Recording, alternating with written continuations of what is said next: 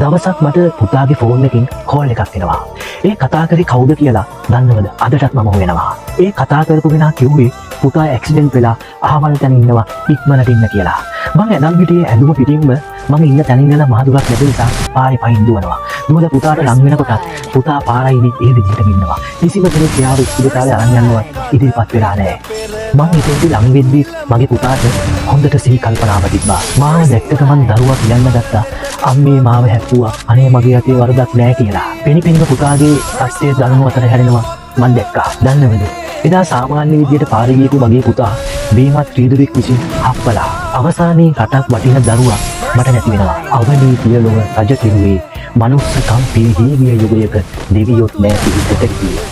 මා ගැන මතකය හිතින් නතුගා දමන්න මගයා දෙර අම්මේ. අම්මේ හඬනු එපා අම්මේ දෙවෙනු එපා පෙර කළ පවකට දඬුවම් ලැබුණා මරණය මට ලැබුණා